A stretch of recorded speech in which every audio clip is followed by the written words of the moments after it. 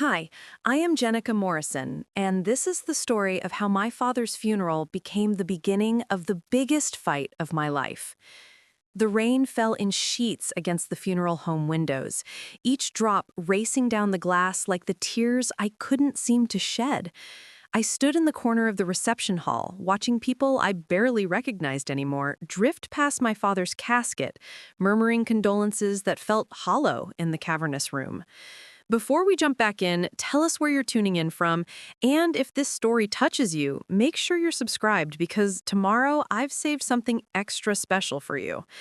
Dad had been sick for months, but his death still felt sudden, like someone had pulled the world out from under my feet without warning.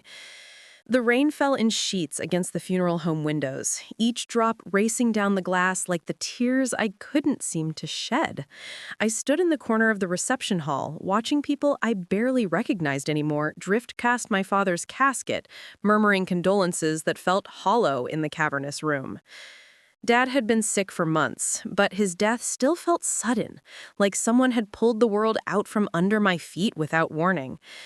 My mother sat in the front row, her face hidden behind a black veil, shoulders trembling with what I assumed was grief.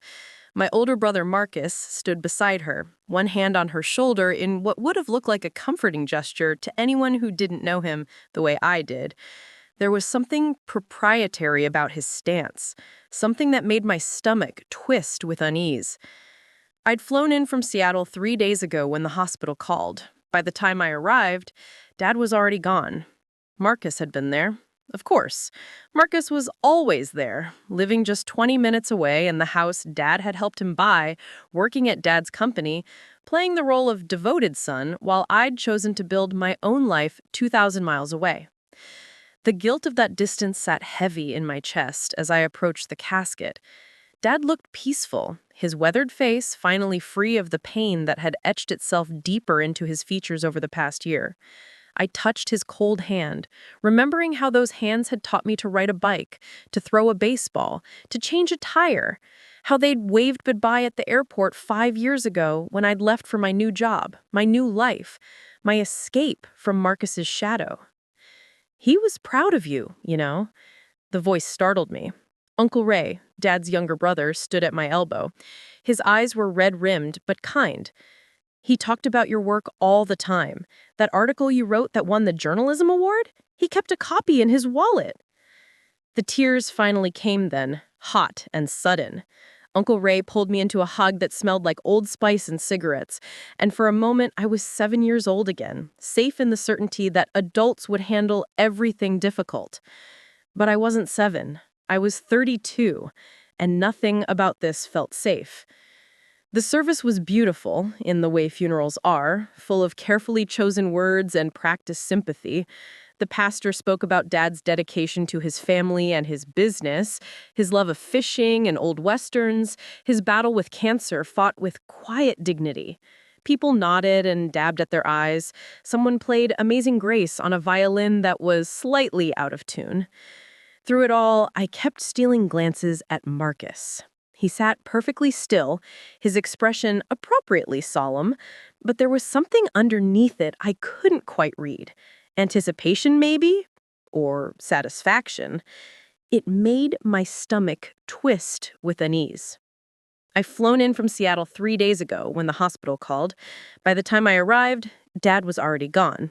Marcus had been there, of course. Marcus was always there, living just 20 minutes away in the house Dad had helped him buy, working at Dad's company, playing the role of devoted son while I'd chosen to build my own life 2,000 miles away. The guilt of that distance sat heavy in my chest as I approached the casket. Dad looked peaceful, his weathered face finally free of the pain that had etched itself deeper into his features over the past year. I touched his cold hand, remembering how those hands had taught me to ride a bike, to throw a baseball, to change a tire, how they'd waved goodbye at the airport 5 years ago when I'd left for my new job, my new life, my escape from Marcus's shadow. He was proud of you, you know. The voice startled me. Uncle Ray, Dad's younger brother, stood at my elbow. His eyes were red-rimmed, but kind. He talked about your work all the time. That article you wrote that won the journalism award? He kept a copy in his wallet. The tears finally came then, hot and sudden. Uncle Ray pulled me into a hug that smelled like Old Spice and cigarettes, and for a moment I was 7 years old again, safe in the certainty that adults would handle everything difficult. But I wasn't 7. I was 32, and nothing about this felt safe. The service was beautiful, in the way funerals are, full of carefully chosen words and practiced sympathy. The pastor spoke about Dad's dedication to his family and his business, his love of fishing and old westerns, his battle with cancer fought with quiet dignity. People nodded and dabbed at their eyes. Someone played Amazing Grace on a violin that was slightly out of tune.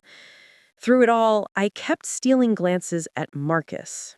He sat perfectly still, his expression appropriately solemn, but there was something underneath it I couldn't quite read. Anticipation, maybe? Or satisfaction. It made my stomach twist with unease. I'd flown in from Seattle 3 days ago when the hospital called. By the time I arrived, Dad was already gone. Marcus had been there, of course. Marcus was always there, living just 20 minutes away in the house Dad had helped him buy, working at Dad's company, playing the role of devoted son while I'd chosen to build my own life 2,000 miles away. The guilt of that distance sat heavy in my chest. As Marcus clinked a spoon against his coffee cup, the sound cut through the low murmur of conversation, and the room fell silent. My mother looked up at him with an expression I couldn't quite place. Was that fear? "I want to thank everyone for coming today," Marcus began, his voice carrying that smooth, practiced quality he'd perfected in the sales meetings at Dad's company. Dad would have been touched by this outpouring of love and support. He was a great man, and he'll be missed. People nodded. Someone said, "Hear, hear." I felt my jaw clench. "I know this is difficult timing, but there are practical matters we need to address. Dad's estate, the business, the house." He paused, his eyes scanning the room before landing on me. Something flickered in his expression, gone too quickly to name. "I want everyone here to know that everything has been settled. Mom has already signed all the necessary paperwork, the estate, the business, all of Dad's assets. They're coming to me. Dad wanted to ensure his legacy would be protected, and we all agreed this was the best way forward." The room seemed to tilt. I heard the words, but couldn't process them, couldn't make them mean what they seemed to mean. Around me, people shifted uncomfortably. Uncle Ray's hand found my shoulder, gripping hard. "Marcus, Mom's voice was barely a whisper. "Not now." "It's fine, Mom." Marcus's smile didn't reach his eyes as he looked at me. "Jenica understands, don't you, sis? You've got your own life in Seattle. You don't need to be burdened with any of this." The pity in his voice, the false concern, it ignited something in me that had been smoldering for years. Every slight, every comparison, every time he'd undermined me or taken credit for my work when we were kids, every family dinner where he was praised while I was questioned, all of it came rushing back in a wave of rage so pure that it took my breath away. But I didn't explode. I didn't make a scene. Instead, I looked my brother dead in the eye and smiled. "Actually, Marcus," I said, my voice steady despite my racing heart, "I think we need to talk about Dad's will, the real one." The color drained from his face, and I knew with absolute certainty that I'd just declared war. The question was whether I had the ammunition to win it. The silence that followed my words stretched out like taffy, sticky and uncomfortable. Marcus's face had gone from confident to cautious in the span of a heartbeat, his eyes narrowing as he tried to assess whether I was bluffing. Around us, funeral guests exchanged uncomfortable glances, some already edging toward the exit. Nobody wanted to be present for a family implosion at a funeral. "Jenica, honey, maybe we should discuss this privately," Mom said, rising from her chair, her trembling, whether grief or something else. I couldn't tell. "No." The word came out harder than I intended. "If Jenica can make announcements about Dad's estate to a room full of people, then I can respond in kind." Uncle Ray squeezed my shoulder. Jenica's right, Helen. If there's something that needs to be cleared up, better now than later. Marcus recovered quickly, his sales smile sliding back into place. I don't know what you're talking about, Jenica. Dad's will was very clear. He left everything to Mom, and Mom decided, with my guidance, that I should inherit the business and properties. It makes sense. I'm the one who's been here working alongside him for the past decade. I know the business inside and out. That's the will that was filed with Dad's lawyer, I said carefully, watching Marcus's expression. Mr. Peterson, right? Dad's attorney for what, 20 years?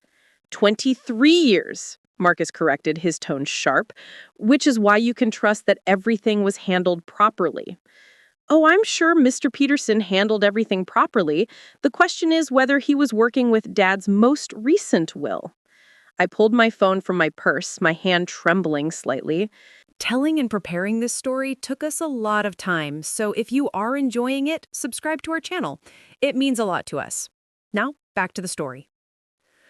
Mom's eyes darted between Marcus and me, and for just a second, I saw something that looked like fear. He might have mentioned, I'm not sure. Everything's been so confused. Mom, don't let Jenica manipulate you, Marcus said, his voice taking on a gentle, concerned tone that made me want to scream. She's upset that she wasn't here more. She feels guilty, but that doesn't change the facts. Dad's will is clear, and you signed the paperwork in front of witnesses. Everything is legal and proper. When did she sign? I demanded. When exactly did you have Mom sign these papers, Marcus? 2 days ago, he said, after Dad died. It's all completely standard. 2 days ago, Dad hadn't even been dead for 48 hours, and you already had Mom signing away his entire estate? I looked at the assembled crowd. Does that seem standard to anyone else? Murmurs rippled through the room. Even those who'd seemed sympathetic to Marcus now looked uncomfortable. Pushing a widow to sign documents days after her husband's death wasn't illegal, but it certainly didn't look good. I was helping her handle the necessary business, Marcus said, his voice rising slightly. Someone had to take charge. You certainly weren't here to do it. Because you didn't call me until after he died. Dad was in the hospital for 3 days before he passed. 3 days, Marcus. When exactly were you planning to let me know? You're twisting everything. Am I? Dad's in the hospital dying and you don't call his daughter, then the moment he's gone you have Mom signing papers before anyone can think clearly or ask questions? And now at his funeral you announce to everyone that you've inherited everything. This was all very carefully orchestrated, wasn't it? That's enough. Marcus slammed his coffee cup down on the table. I won't stand here and be attacked by someone who couldn't even be bothered to visit her dying father. Where were you all those nights when he was sick? Where were you when he needed help with the business? Where were you for the last 5 years, Jenica? The words hit like physical blows. Because he was right. I hadn't been there. I'd built a wall between myself and this family, this town, these complicated relationships, and I'd told myself it was necessary for my own sanity. But Dad had paid the price for my distance. Before I could respond, a voice cut through the tension. Actually, Jenica was exactly where David wanted her to be. Everyone turned. Standing in the doorway was a woman I didn't recognize, middle-aged and professional-looking in a dark suit, carrying a leather briefcase. Who the hell are you? Marcus demanded. The woman walked into the room with calm authority, her eyes finding me. My name is Jennifer Chen. I'm an attorney from Portland, and I believe we have quite a bit to discuss about David Morrison's estate. Marcus's face went white as Chen opened her briefcase and pulled out a document. This, she said, is the last will and testament of David Morrison, signed and witnessed 3 months ago in my office, and it tells a very different story from the one being presented here today. My legs felt weak. I'd been bluffing, throwing out theories and hoping something would stick. But this was real. This was ammunition. And from the look on Marcus's face, the war had just begun in earnest. Jennifer Chen's presence transformed the room. The awkward mourners who'd been edging toward the exits now pressed back in, drawn by the drama unfolding like spectators at a car crash. Chen seemed entirely unfazed by the attention, her focus solely on the document in her hands. This is a private family matter, Marcus said, but his voice had lost its confident edge. I'm going to have to ask you to leave. Actually, Mr. Morrison, this is very much a legal matter, and as the attorney who drafted your father's final will, I have every right to be here. Chen turned to my mother. Mrs. Morrison, I apologize for introducing on your grief, but your late husband gave me explicit instructions. If anything happened to him before he could properly execute his wishes, I was to make myself known immediately, especially if there was any attempt to circumvent his true intentions. Mom looked like she might faint. I moved to her side, helping her sink back into her chair. Her hand found mine and gripped it with surprising strength. Helen, don't listen to this, Marcus said. But there was desperation creeping into his voice now. This woman could be anyone. She could have forged. I have witnesses, Mr. Morrison. I have video documentation of the signing. I have your father's medical record showing he was of sound mind. And I have a letter written in your father's own hand explaining exactly why he felt it necessary to create this new will without informing his family. Chen's gaze was steel. Would you like me to read it aloud, or would you prefer to discuss this privately? The room had gone deathly silent. Even the catering staff had stopped moving, frozen with trays of untouched sandwiches. Privately, Mom whispered. Please, not here. Not at David's funeral. Chen nodded gracefully. Of course. I understand this is difficult. Perhaps we could use one of the private rooms. Uncle Ray stepped forward. The funeral director's office. I'll arrange it. As the crowd began to disperse, reluctantly, with backward glances and whispered speculations that would fuel gossip for months, our fractured family followed Chen and Uncle Ray down a quiet hallway to a wood-paneled office that smelled of furniture polish and air freshener trying to mask something less pleasant. There were only 5 chairs. Chen took one behind the desk, arranging her documents with practiced precision. Mom and I sat together on a small sofa. Uncle Ray stood by the door, arms crossed. Marcus remained standing, his hands balled into fists at his sides. Before we begin, Chen said, I want to make something very clear. I am not here to take sides in family disputes. I'm here solely to ensure that David Morrison's final wishes are honored as he intended. What happens after that is up to all of you. Just show us the damn will, Marcus said. Chen pulled out several stapled documents, setting them on the desk. David came to me 3 months ago. He'd learned something that deeply troubled him, something about the business he'd built and the son he had trusted to help him run it. Marcus's face was a mask now, revealing nothing. He hired a forensic accountant, Chen continued, to examine the books of Morrison Manufacturing. What they found was systematic embezzlement, spanning nearly 2 years. Someone had been creating false vendor accounts, inflating expenses, and siphoning money into offshore accounts. Nearly $1 million had been stolen from the company your father spent his life building. Mom gasped, her hand flying to her mouth. I felt like I'd been punched in the stomach. That's a lie, Marcus said, but his voice was hollow. Who is this accountant? Where's their report? Sarah Whitmore, CPA. Her report is comprehensive and damning. Bank records, transaction histories, email correspondence, all pointing to one person who had access to the accounts and the authority to authorize payments. Let me guess, Uncle Ray said quietly from his position by the door. Marcus. No. Marcus's denial came fast and sharp. This is insane. Dad would have confronted me if he thought he would have said something. He did, I said, suddenly remembering. 3 months ago, he called me. He said, the memory crystallized, details I'd dismissed as unimportant suddenly taking on new meaning. He asked me if I'd gotten any unusual financial gifts from you, Marcus. He asked if you'd offered to help me with money or tried to give me anything. I thought it was weird, but he seemed upset, so I told him no. And then he asked me not to mention the conversation to anyone, especially not you. Chen nodded. David was gathering information. He wanted to know if Marcus had used stolen funds to buy loyalty or silence from other family members. When he learned that Jenica hadn't been approached, it confirmed his suspicions that Marcus viewed her as, how did he put it in his letter, too independent and too distant to be controlled. Something in my chest cracked. Dad had seen my absence as a virtue, a protection against Marcus's manipulation. All the guilt I'd carried about not being here took on a different shade. This is all speculation, Marcus said, but he had started pacing, a trapped animal looking for exits. Even if there were discrepancies in the accounts, that doesn't prove I had anything to do with it. I'm not the only one with access. Dad's accountant, the office manager, any number of people could have. The offshore accounts are in your name, Marcus. The false vendor payments were authorized with your digital signature. The forensic accountant found emails from your personal account to the fake companies. You didn't even hide it particularly well. I suspect you believed your father was too sick and too trusting to ever look closely enough to notice. Marcus stopped pacing. For a long moment, he just stood there, and I watched something shift in his expression. The mask of the devoted son cracked, and underneath was something cold and calculating. He was dying anyway, Marcus said finally, his voice flat. The business was going to pass to me. I needed some capital for investments. I was going to pay it back. I was managing the company's future, making sure we'd stay competitive in changing markets. Dad didn't understand modern business. He was stuck in the past. So you stole from him. Uncle Ray's voice was thick with disgust. From your own father while he was dying of cancer?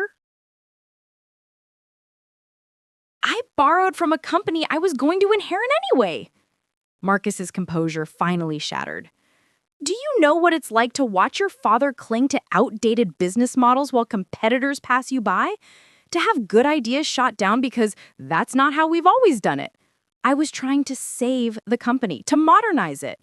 The money was going to come back tenfold. But Dad couldn't see past his precious tradition and his precious principles. Mom was crying silently, tears streaming down her face. I put my arm around her shoulders, feeling her shake. David did see, eventually, Chen said. And once he had proof, he faced an impossible choice. He could turn you in, destroy his son's life, tear apart his family. Or he could try to contain the damage, protect what remained of his legacy, and ensure that the people who'd been hurt, his wife, his daughter, his loyal employees, would be taken care of. She opened the will and began to read. I, David Morrison, being of sound mind and body, do hereby revoke all previous wills and testaments. To my wife Helen, I leave our home and a trust fund that will provide for her for the rest of her life.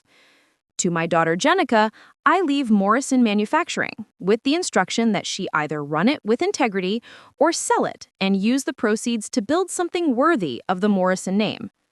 To my son Marcus, I leave $1 and this message. I know what you did, I know what you are, and I pray that someday you'll understand the difference between taking what you think you deserve and earning what you actually need. The silence that followed was absolute. Marcus stood frozen, his face cycling through expressions: shock, rage, grief, something that might have been shame. There's more, Chen said quietly.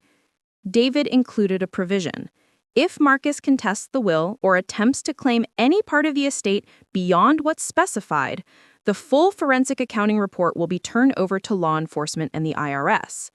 If he accepts the terms and agrees to seek help, David specified therapy and financial counseling, then the matter stays private, a family tragedy rather than a public scandal. Mom's grip on my hand was crushing. He did this to protect Marcus. Even after everything, he was trying to protect his son. He was protecting all of you, Chen corrected gently, and he was trying to give Marcus a chance to become someone better than the person who stole from his dying father. I looked at my brother, the stranger wearing the face of the boy who'd once taught me to catch fireflies in mason jars. Marcus, why? We would have helped you if you needed money. Dad would have. You don't understand. Neither of you understand. I worked so hard. I gave up everything to stay here, to be the good son, to do what was expected, and Jenica just left. She just walked away and did whatever she wanted, and Dad was proud of her. He was proud of you for leaving us. The raw pain in his voice was startling. I didn't know. Of course you didn't know. You weren't here. Every Sunday dinner, Dad would talk about your articles, your awards, your life, and what did I get? Marcus was doing fine. Marcus is handling the business. Like I was just a placeholder, a caretaker. Never good enough to actually inherit anything, apparently. He was leaving you the company before you, as part of a package deal with Mom, not because he believed in me, but because he assumed I'd just keep things running the way they'd always been run. He never asked what I wanted. He never considered that I might have ideas, ambitions, that I might want to build something of my own instead of just maintaining his legacy. Uncle Ray shook his head. So, you stole from him. That's your justification? Marcus laughed, a bitter sound. I took what I needed to make something happen, and I got caught. And now here we are, with Dad reaching from beyond the grave to tell me one more time that I'm a disappointment. Chen closed the document. Mr. Morrison, your father included a letter for you. It's sealed. I'm instructed to give it to you only if you accept the terms of the will without contest. The choice is yours. Marcus looked at the envelope Chen held out, and for a moment I thought he might take it. Then his expression hardened. Keep it. I don't need any more judgment from a dead man. He walked out, and the slam of the door echoed like a gunshot. In the silence that followed, Mom finally spoke, her voice small and broken. What do we do now? I, David Morrison, being of sound mind and body, do hereby revoke all previous wills and testaments. To my wife Helen, I leave our home and a trust fund that will provide for her for the rest of her life. To my daughter Sarah, I leave Morrison Manufacturing with the instruction that she either run it with integrity or sell it and use the proceeds to build something worthy of the Morrison name. To my son Marcus, I leave $1 and this message. I know what you did, I know what you are, and I pray that someday you'll understand the difference between taking what you think you deserve and earning what you actually need. The silence that followed was absolute. Marcus stood frozen, his face cycling through expressions: shock, rage, grief, something that might have been shame. There's more, Chen said quietly. David included a provision. If Marcus contests the will or attempts to claim any part of the estate beyond what's specified, the full forensic accounting report will be turned over to law enforcement and the IRS. If he accepts the terms and agrees to seek help, David specified therapy and financial counseling, then the matter stays private, a family tragedy rather than a public scandal. Mom's grip on my hand was crushing. He did this to protect Marcus. Even after everything, he was trying to protect his son. He was protecting all of you, Chen corrected gently, and he was trying to give Marcus a chance to become someone better than the person who stole from his dying father. I looked at my brother, this stranger wearing the face of the boy who'd once taught me to catch fireflies in mason jars. Marcus, why? We would have helped you if you needed money. Dad would have... You don't understand. Neither of you understand. I worked so hard. I gave up everything to stay here, to be the good son, to do what was expected, and Dad just left. He just walked away and did whatever she wanted, and Dad was proud of her. He was proud of you for leaving us. The raw pain in his voice was startling. I didn't know. Of course you didn't know. You weren't here. Every Sunday dinner, Dad would talk about your articles, your awards, your life. And what did I get? Marcus is doing fine. Marcus is handling the business. Like I was just a placeholder, a caretaker. Never good enough to actually inherit anything, apparently. He was leaving you the company. Before you, as part of a package deal with Mom. Not because he believed in me, but because he assumed I would just keep things running the way they'd always been run. He never asked what I wanted. He never considered that I might have ideas, ambitions, that I might want to build something of my own instead of just maintaining his legacy. Uncle Ray shook his head. So, you stole from him. That's your justification? Marcus laughed, a bitter sound. I took what I needed to make something happen. And I got caught. And now here we are, with Dad reaching from beyond the grave to tell me one more time that I'm a disappointment. Chen closed the document. Mr. Morrison, your father included a letter for you. It's sealed. I'm instructed to give it to you only if you accept the terms of the will without contest. The choice is yours. Marcus looked at the envelope Chen held out, and for a moment I thought he might take it. Then his expression hardened. Keep it.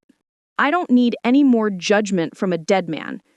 He walked out, and the slam of the door echoed like a gunshot. In the silence that followed, Mom finally spoke, her voice small and broken. What do we do now? The question hung in the air like smoke. What did we do now? Dad was gone, Marcus was gone, and sitting in this office with its impersonal furniture and borrowed grief, I felt the full weight of the inheritance Dad had left me, not just the business, but the mess that came with it. First, Chen said, her professional demeanor softening slightly. Mrs. Morrison, I know this is overwhelming, but your husband made very careful provisions to protect you. You won't lose your home, you won't face financial hardship, and you won't be held responsible for Marcus's actions. I signed papers, Mom said, her voice shaking. 2 days ago, Marcus said they were just standard estate documents. But what if I sign something that overrides David's real will? Chen shook her head.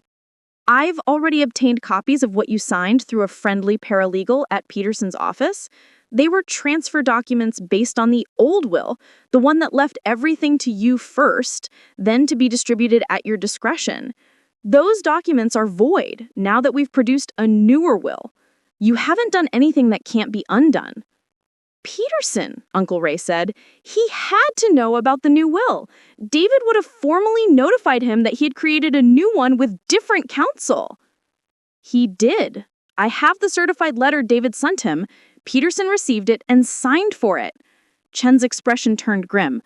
Which means Peterson deliberately proceeded with executing an outdated will, knowing a newer one existed. That's a serious ethics violation. I'll be filing a complaint with the state bar. I thought about Marcus's confidence, his smooth assurance that everything was legal and proper. Marcus must have known Peterson would look the other way. They probably had some arrangement. We can't prove that yet, Chen said, but I intend to look into it. For now, what matters is that David's true wishes are honored. Mom had gone very— Marcus worked there, I said. As what? What was his actual role? Uncle Ray answered, Vice President of Operations. He managed supplier relationships, contracts, some of the financial side. Tom handled the day-to-day production, but Marcus controlled a lot of the business relationships. And now those suppliers and clients are going to learn that the VP was embezzling from the company? I could see the potential disaster unfolding. They'll worry about the company's stability. Some may pull their contracts. This could destroy the business before I even decide what to do with it. Which is probably what Marcus is counting on, Chen said grimly. If the business fails, you inherit a worthless asset, and he can tell himself the old man was wrong about everything. But Jenica, your father chose you for a reason. He believed you had the integrity and the intelligence to handle this. The question is whether you believe it too. I thought about my life in Seattle, my apartment with the view of the Sound, my job at the Alternative Weekly where I'd built a reputation for investigative journalism, the careful distance I'd maintained from this complicated, messy family. Walking away from all of that to take on a manufacturing company in a town I'd spent years escaping felt insane. But then I thought about the 50 employees who hadn't done anything wrong, about Dad's legacy being destroyed by Marcus's bitterness and greed, about Mom, who'd lost her husband and was now losing the certainty of her entire family structure. I need to think about it, I said, but I'm not running away, not this time. Chen nodded approvingly. That's all anyone can ask. Now, I recommend you all go home and rest. The next few days are going to be difficult. Marcus will likely try to contest the will regardless of the consequences. There will be gossip, speculation, possibly media attention, giving your father's prominence in the business community. You need to be prepared for things to get ugly. Uglier than a brother embezzling from his dying father and trying to steal his sister's inheritance? Uncle Ray said dryly. Hard to imagine. We left the funeral home through a back entrance, avoiding the few lingering guests who were still hoping to catch more of the drama. The rain had stopped, leaving the world washed clean and smelling of wet asphalt and spring flowers. Mom walked between Uncle Ray and me, smaller somehow than I remembered, diminished by grief and betrayal. Come stay with me tonight, Uncle Ray said to her. You shouldn't be alone in that house. No. Mom straightened her shoulders, and I saw a flash of the strength that had helped her raise 2 kids and build a life beside my father. I won't be pushed out of my own home. Marcus has taken enough. He doesn't get to take my sense of safety, too. Then I'll stay with you, I said. I can sleep in my old room. Mom squeezed my hand. I'd like that. We drove in silence to the house I'd grown up in, a rambling craftsman with a wraparound porch and a garden that had been Mom's pride. The daffodils Dad had planted last fall were blooming, bright yellow against the dark soil. He'd never see them fully open. Inside, the house still smelled like him. Coffee and Old Spice, and the lemon furniture polish Mom used on the wood floors. His jacket still hung by the door. His reading glasses sat on the end table next to his favorite chair, waiting for him to come back and finish the thriller he'd been reading. "I'll make tea," Mom said, because in our family, tea was the answer to everything, from scraped knees to broken hearts. While she busied herself in the kitchen, I wandered through the rooms, seeing them with new eyes. This was where Marcus and I had grown up, where we'd fought over the TV remote and hidden Christmas presents from each other, where Dad had taught us both to play chess at the dining room table. Where had it all gone wrong? My old bedroom was exactly as I'd left it, frozen in time like a museum exhibit of my teenage years. Band posters on the walls, a bulletin board covered in photos of friends I barely talked to anymore, my high school journalism awards gathering dust on a shelf. I sat on the bed and pulled out my phone. 15 missed calls, 32 text messages. Most from numbers I didn't recognize, probably reporters who'd somehow gotten wind of the drama. But there were also messages from old high school friends, from distant relatives, from people I'd once known in this town. And one from Marcus. "You're going to regret this. You have no idea what you're getting into. The business is dying anyway. Dad ran it into the ground with his refusal to modernize. You'll fail, and everyone will see you for the fraud you are. You should have stayed in Seattle." I stared at the message for a long moment, then deleted it without responding. Whatever happened next, I wouldn't let Marcus bait me into a text war. Mom appeared in the doorway with 2 mugs of chamomile tea. She handed me one and sat beside me on the bed, both of us facing the window that looked out over the backyard where Dad had taught me to throw a softball. "I need to ask you something," Mom said quietly, "and I need you to be honest with me." "Okay. Did your father tell you about Marcus when he called you 3 months ago?" The question hurt, but I understood why she had to ask. "No. He said he wanted to talk about something important, but he started coughing before he could tell me what it was. I promised to visit, but I kept putting it off. I thought I had more time." Mom nodded slowly. We all thought we had more time. Even at the end, even knowing he was terminal, some part of me thought he'd find a way to keep fighting. He loved you so much, Jenica. Both of you. But I think in some ways he loved you better, because you left. Because you found a way to be your own person, instead of just being David Morrison's child. I abandoned you. I abandoned both of you, because I couldn't deal with Marcus always being the favorite, always being the one who did everything right, while I was the difficult daughter who asked too many questions. You weren't difficult, you were curious and independent and brave, and your father saw that. He saw that Marcus needed constant validation, constant praise, constant reassurance that he was valued. He was always so afraid of disappointing us. We thought we were giving him security, but maybe we were creating a dependence that he never learned to overcome. It was the most honest conversation Mom and I had ever had. "What are you going to do? About Marcus, I mean. He's still your son." "I don't know," she admitted. "I'm so angry at him, I can barely breathe when I think about what he did. But he's still my baby, the little boy I rocked to sleep and taught to tie his shoes. How do you stop loving someone just because they've become someone you don't recognize?" I didn't have an answer for that. Instead, I put my head on her shoulder the way I had when I was small, and we sat there in the gathering darkness, 2 women trying to figure out how to survive the wreckage of our family. Monday morning came too soon, dragging me from restless dreams of Dad trying to tell me something I couldn't quite hear. I dressed carefully, business casual, projecting a confidence I didn't feel, and drove toward Morrison Manufacturing with Chen's directions written on a post-it note stuck to my dashboard. The plant was located on the industrial edge of town, a sprawling single-story building surrounded by a parking lot where maybe 20 cars sat in spaces marked for 50. Through the windows, I could see machinery and movement, the daily rhythm of production continuing despite the chaos in the ownership structure. Tom Rodriguez met me at the front entrance, a stocky man in his 50s with graying hair and hands that bore the calluses of someone who'd worked his way up from the factory floor. His handshake was firm, his eyes assessing me with cautious curiosity. "Miss Morrison, I'm sorry for your loss. Your father was a good man and a fair boss. We're all going to miss him." "Thank you. And please, call me Jenica.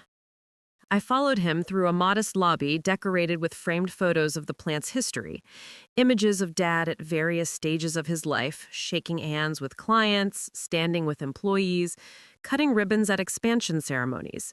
In all of them, he looked proud and solid, a man who'd built something real. Tom led me to a conference room where a woman in her 30s was setting up a laptop. This is Diane Chen, no relation to your father's attorney. She's our head of accounting. I asked her to put together an overview of where we stand financially. Diane offered a sympathetic smile that didn't quite reach her eyes. She looked exhausted. I've been going through the books since Tom told me about the forensic audit. I had no idea what Marcus was doing. I should have caught it, but he'd structured things so that the false vendor payments looked legitimate. I failed your father. You didn't fail him, I said firmly. Marcus deliberately deceived everyone. That's on him, not you. We sat, and Diane pulled up a series of spreadsheets that made my head spin. I'd taken basic business courses in college, but reading a balance sheet was different from understanding the story it told. The bottom line, she said, is that we're not in great shape, but we're not dead yet. Marcus siphoned off about $900,000 over 2 years. That's hurt our cash reserves and our ability to invest in new equipment. We've also lost 2 major contracts in the past 6 months because Marcus was so focused on his side activities that he let some client relationships deteriorate. But we still have clients? I asked. We do, Tom said. We make precision components for aerospace companies, mainly parts for navigation systems and control mechanisms. It's specialized work that requires specific certifications and quality standards. We have relationships that go back decades, and most of our clients value consistency and reliability over price. Most, Diane emphasized. But the industry is changing. Bigger manufacturers are consolidating, squeezing out smaller operations. We need to either grow and modernize or find a niche that protects us from being absorbed or eliminated. Tom nodded. Your father understood this. He was working on plans to expand into the commercial space sector, companies like SpaceX and Blue Origin that need the same kind of precision parts we make. But that requires significant capital investment in new equipment and additional certifications. The money Marcus stole was supposed to fund that expansion. The weight of it settled on my shoulders. This wasn't just about honoring Dad's wishes or managing an inheritance. 50 families depended on the paychecks this company generated. The town's economy depended on the tax revenue and the multiplier effect of those employees spending money locally. What happens if I sell? What are the realistic options? Tom and Diane exchanged glances. There are 3 manufacturers in the region that might be interested, Tom said carefully, but they'd likely buy us primarily for our contracts and client relationships. Most of the employees would be laid off once they transferred production to their existing facilities. Maybe a handful would be kept on temporarily to smooth the transition. So selling means killing the company and putting most of these people out of work? Essentially, yes. Tom met my eyes steadily. I know that's a heavy burden to put on you, especially given everything else you're dealing with, but you asked for honesty. I looked at the spreadsheets again, at the columns of numbers that represented people's livelihoods. And if I try to run it, what are my actual chances of success? That depends on a lot of factors, Diane said.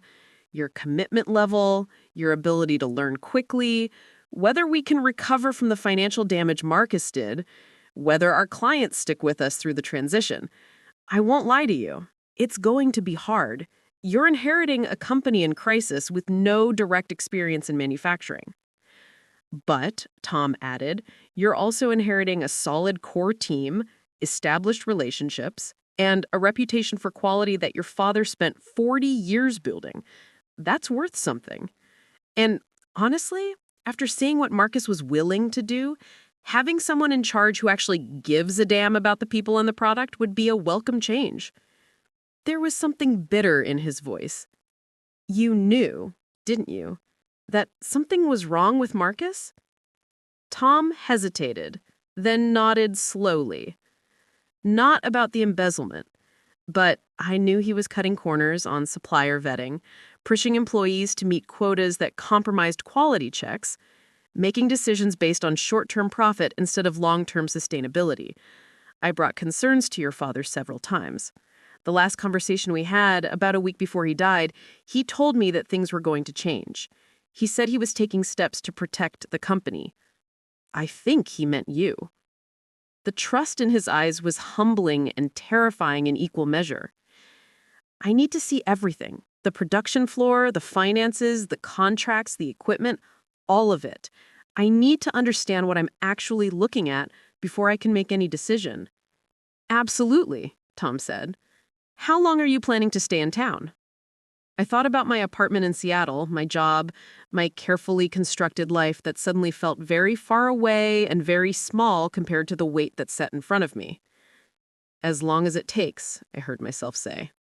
The next 3 hours were a crash course in precision manufacturing. Tom walked me through the production floor, explaining the process of turning raw materials into components that would eventually find their way into aircraft flying thousands of miles above the Earth. The machines were impressive. Massive CNC mills and lathes operated by skilled technicians who'd been doing this work for years, sometimes decades. The employees watched me with poorly concealed curiosity. Word had obviously spread about the funeral home drama. Some faces were sympathetic, others skeptical. A few were openly hostile. Probably Marcus's allies or friends who believed I was an outsider coming in to ruin what they had built. That's Kevin Walsh, Tom said quietly, nodding towards a man in his 40s who was glaring at me from across the floor.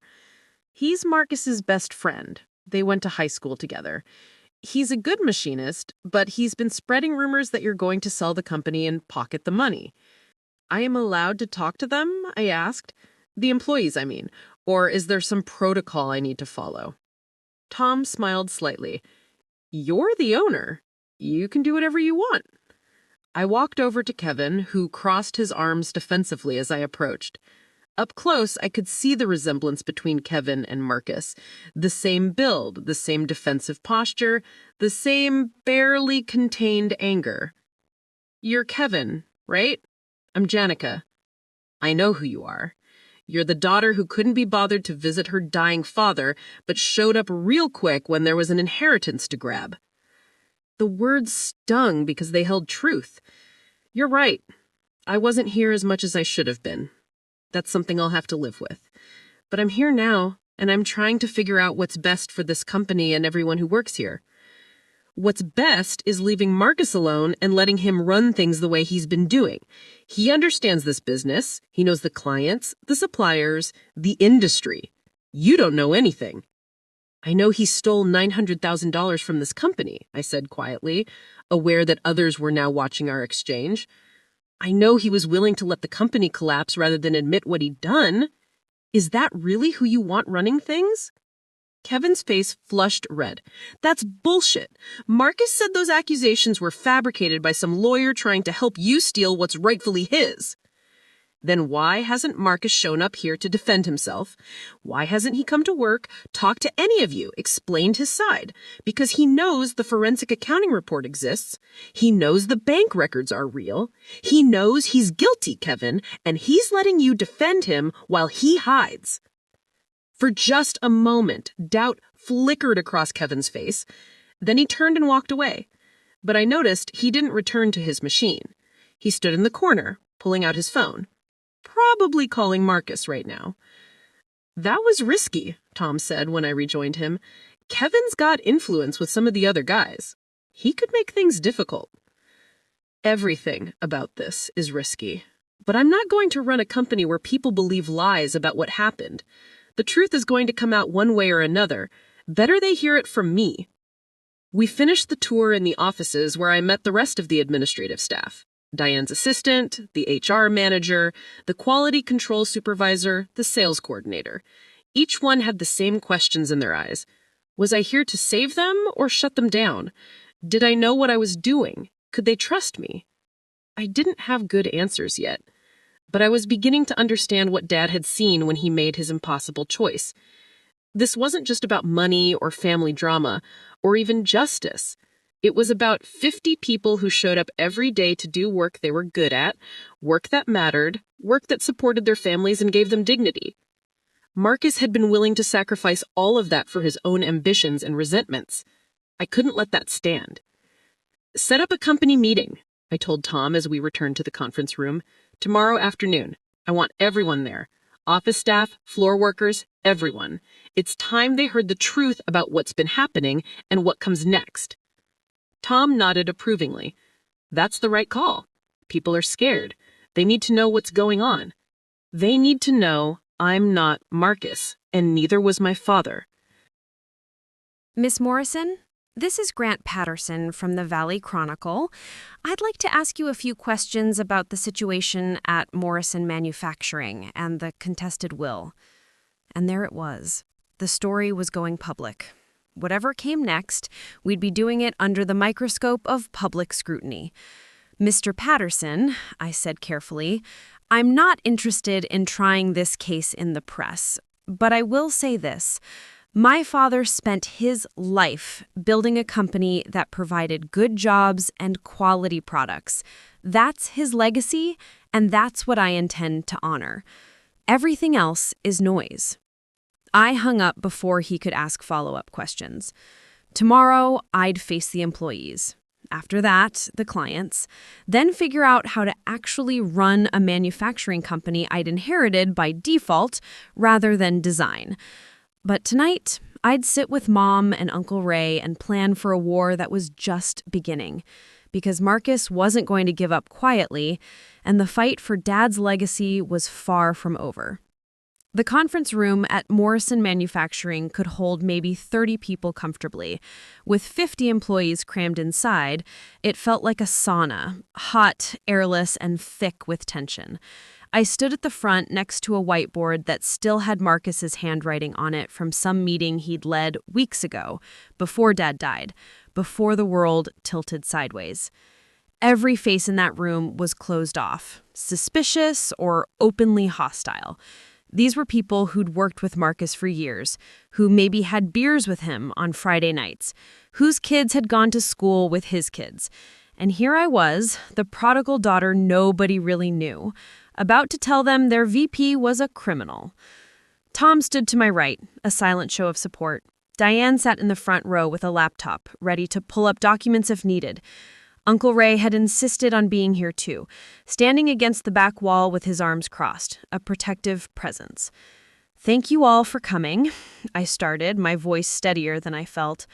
"I know the past few days have been confusing and difficult. My father's death, the questions about the will, the rumors about what's happening with the company. You deserve answers, and that's why I called this meeting." "We deserve to know if we still have jobs," someone called out from the middle of the room. A few people nodded in agreement. "You do," I said firmly. "As long as I own Morrison Manufacturing, my goal is to keep this company running and keep everyone employed. But I'm not going to sugarcoat our situation. We're facing some serious challenges, and you need to know the truth about how we got here." I saw Kevin Walsh in the back, arms crossed, jaw set. He'd been quiet since our confrontation yesterday, but his body language screamed defiance. 3 months ago, my father hired a forensic accountant to examine the company's books. He'd noticed discrepancies. Money that should have been there wasn't, expenses that didn't make sense, vendor payments that didn't match up with actual deliveries. I paused, letting that sink in. What the accountant found was systematic embezzlement. Someone with access to the company accounts had been stealing from Morrison Manufacturing for almost 2 years. The total amount was approximately $900,000. The room erupted. People shouting questions, expressions of disbelief, a few gasps of shock. I waited for the noise to die down before continuing. The forensic accountant traced the theft to false vendor accounts, inflated expenses, and transfers to offshore banks. The person responsible was Marcus Morrison. "That's a lie." Kevin was on his feet. "Marcus would never. He's dedicated his life to this company. This is just some scheme to discredit him so you can take over. I wish it were a lie. I really do. Because then I wouldn't be standing here trying to figure out how to save a company that my brother nearly destroyed. But the evidence is overwhelming. Bank records, email correspondence, transaction histories, all pointing to Marcus as the person who stole from this company and from the employees who trusted him. Show us the proof then, Kevin demanded. If you're so sure, show us the evidence. I looked at Diane, who pulled up the first document on the laptop connected to the projector. Account numbers, transaction dates, email headers with Marcus's name and company email address. It was damning and detailed, and I watched the faces in the room shift as they processed what they were seeing. Jesus, someone whispered. The offshore accounts are in his name. The false vendors were authorized by his digital signature. When my father confronted him about this at the funeral home, Marcus didn't deny it. He justified it by saying he was going to pay it back, that he was making investments for the company's future. But the truth is, he stole money that was supposed to go toward equipment upgrades, employee bonuses, and expansion into new markets the way my father planned. He stole from all of you. The room was silent now, except for the hum of the air conditioning struggling to keep up with the crowd. I could see people doing the mental math, connecting dots they might have glimpsed, but never quite assembled into the full picture. Last year, a woman in the third row said slowly, Marcus told us we couldn't afford bonuses because of cash flow issues. Was that because he'd stolen the money that would have gone to your bonuses? Yes. The equipment failures we've been having, the delayed upgrades, the contracts we lost because we couldn't meet new specifications, all consequences of Marcus draining resources from this company to fund his own schemes. Kevin had sat down, but his face was red with anger. Whether at Marcus or at me, I couldn't tell. Around the room, I saw the same conflict playing out on different faces. The betrayal was sinking in, but so was the fear about what came next. So what now? Tom's voice cut through the murmurs. He was asking the question everyone needed answered. What's your plan, Jenica? I took a deep breath. Honestly, I'm still figuring that out. I came here planning to attend my father's funeral and then go back to my life in Seattle. Instead, I've inherited a company in crisis in an industry I know nothing about. The smart move would probably be to sell it and walk away. I saw faces fall, resignation settling in. But that's not what I'm going to do, because my father didn't leave me this company so I could liquidate it and put 50 people out of work. He left it to me because he believed I had the integrity to run it the right way and the stubborn determination to figure out how to save it. And maybe he was right about the stubborn part, at least. A few uncertain smiles appeared. Here's what I know. This company makes quality products. You're skilled at what you do. We have long-standing client relationships and a reputation built over 40 years. Those are real assets that don't show up on a balance sheet. What we don't have is $900,000, modern equipment, and the capital to expand into new markets the way my father planned. So we're screwed, someone said flatly. We're challenged, I corrected. There's a difference. Yes, we've got financial problems. Yes, we've lost some contracts. Yes, our equipment is aging, and our competitors have advantages we don't have. But we're not dead yet, and I didn't fly back here to watch my father's life's work collapse because my brother couldn't keep his hands out of the till. Tom was nodding, and I saw a few other faces showing cautious interest instead of resignation. I'm asking for 90 days, 3 months for me to learn this business, assess our real situation, and develop a realistic plan for moving forward. During that time, I'm not making any major decisions about selling or restructuring. I'm just learning, listening, and working with Tom and Diane and anyone else who wants to help figure out how to pull this off. What about Marcus? Kevin's voice was quieter now, less confrontational. Is he coming back? No, I made my voice firm. Marcus violated your trust and my father's trust. He's not welcome here, and he has no claim to this company. My father's will was very clear about that. This is a fresh start, but it's going to require all of us working together, and it's going to require you trusting me when I haven't done anything yet to earn that trust. An older man in work coveralls stood up. I recognized him from the tour. Jerry something? One of the senior machinists. Your dad was a fair man. Best boss I ever had. He wouldn't have left this place to you if he didn't think you could handle it. So I figure that's good enough for me. Let's see what you got, Miss Morrison. Thank you, Jerry. And it's Jenica, please. Jenica, he corrected with a slight smile. We'll give you your 90 days, but you need to understand something. Most of us can't go 3 months without knowing if we'll have jobs at the end. We got mortgages, families, kids in college. We need some kind of guarantee. He was right, and I'd been afraid someone would call me on it. I can't guarantee anything, I admitted, but I can commit to complete transparency. Monthly meetings where I share exactly where we stand financially, what problems we're facing, what progress we're making.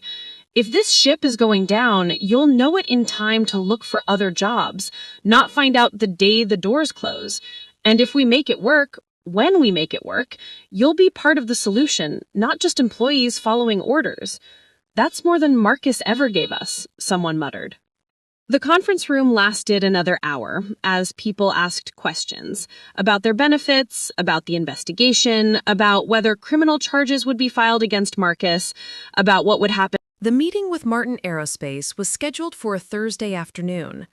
I spent the morning going over my presentation with Tom and Diane, rehearsing answers to potential questions, trying to project a confidence I didn't feel. Remember, Tom said, Gerald Martin is old school. He values personal relationships and straight talk. Don't try to snow him with corporate speak or fancy presentations. Just be honest about where we are and where we're going. Gerald Martin turned out to be a barrel-chested man in his 60s with a shock of white hair and eyes that missed nothing. He arrived with 2 associates, younger, sharper, clearly skeptical. They settled into the conference room like judges preparing to deliver a verdict.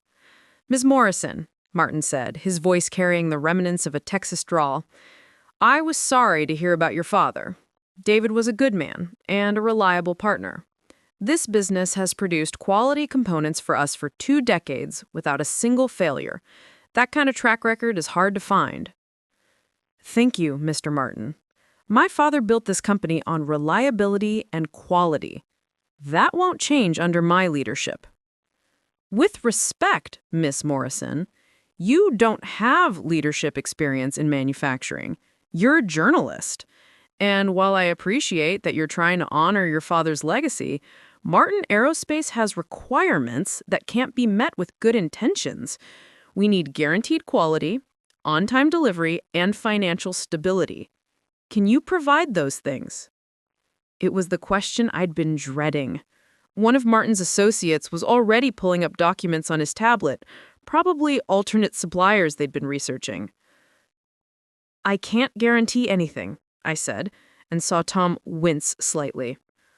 What I can tell you is this. Yes, we've had financial challenges due to mismanagement under my brother. Yes, I'm new to this industry, and I'm learning as fast as I can. But the core of what made Morrison Manufacturing a reliable partner for you hasn't changed. The same skilled workers are still here. Tom Rodriguez, who's been with us for 25 years, is still running production. The same quality control processes your company vetted and approved 2 decades ago are still in place.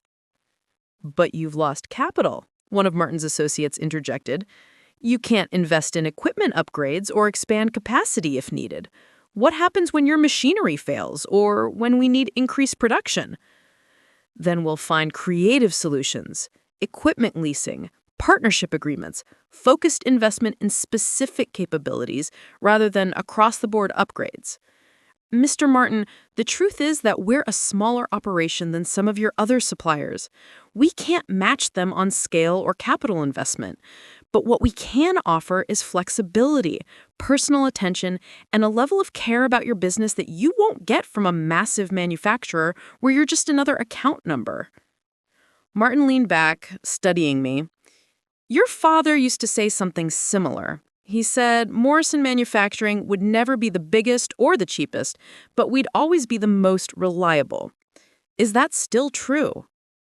It's the only thing I can promise you with absolute certainty. If we take your contract, we'll deliver. If we run into problems, you'll know about them immediately, not after deadlines are missed. If we can't meet a specification, we'll tell you up front, not make excuses later. I may not know everything about running this company yet, but I know how to tell the truth, and I know how to keep my word. Martin nodded slowly, then turned to Tom. Tom, you've been quiet. What do you think? Can she pull this off?